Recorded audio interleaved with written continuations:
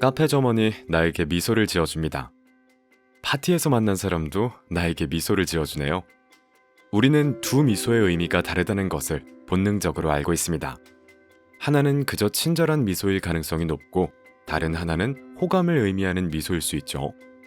어떤 배경에 들어서는 순간 우리의 뇌는 거기에 맞는 맥락을 꺼냅니다.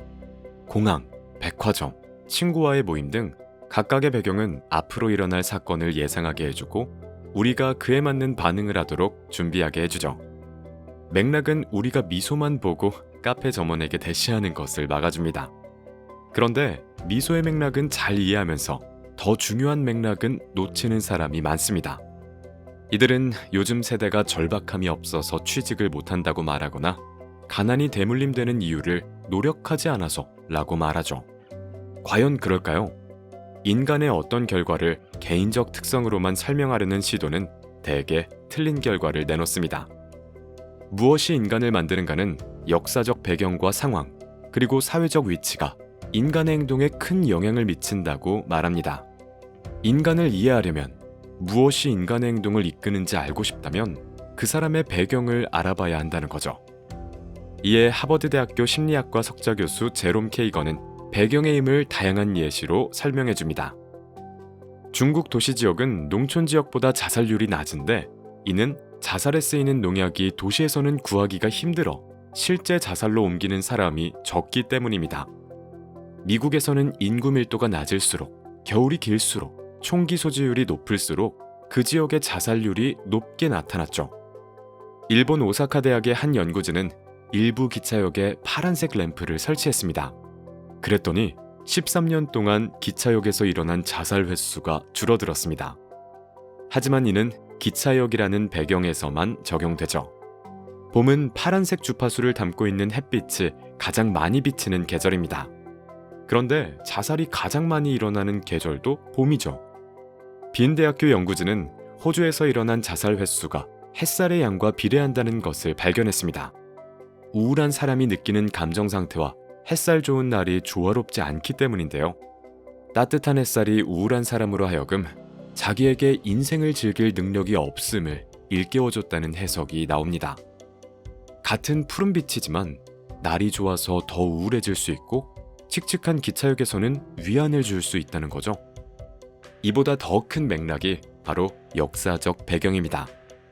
1950년대에 미국에서 대학을 졸업하고 대학원에서 생물학을 전공한 사람들은 대부분 만족스러운 일자리를 찾을 수 있었습니다. 그때 당시의 과학자 수는 50만 명 정도였죠. 반면 2016년 미국의 과학자 수는 690만 명이 되었습니다. 대학과 제약회사에서 고용할 수 있는 숫자보다 더 많은 생물학 박사들이 배출되고 있죠. 50년대보다 더 좋은 실력과 동기를 가진 졸업생이라도 취업이 만만치 않게 되었습니다. 시대에 따라 취업이 쉬워지거나 어려워진다는 거죠. 새로운 기술이 역사적 배경을 급격히 바꾸기도 합니다. 인터넷과 미디어가 발달한 덕분에 친구가 없는 청소년들이 오랜 시간 동안 침실에 틀어박혀 있기가 더 쉬워졌습니다. 히키코모리가 많아지고 있죠. 한 세기 전만 해도 친구가 없는 젊은이들은 히키코모리가 되기 어려웠습니다. 침실에 틀어박혀서 할 것이 없었기 때문이죠. 그 당시 젊은이들은 무언가를 새롭게 만들거나 특별한 재능을 발전시킬 가능성이 높았습니다. 사회계층 또한 중요한 배경입니다. 사회계층에 따라 IQ가 달라질 수 있죠. 대학 교육을 받은 부모는 아이와 대화를 더 많이 하고 다양한 어휘와 형식을 사용합니다. 이렇게 자란 아이들은 어휘가 더 풍부해지고 IQ도 더 높이 나오죠. 사회계층에 따라 사고방식이 달라지기도 합니다.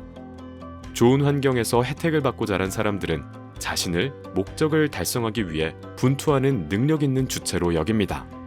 반면 혜택을 못 받고 산 사람들은 착취와 수모를 당하지 않도록 경계하는 것을 인생의 과제로 보죠.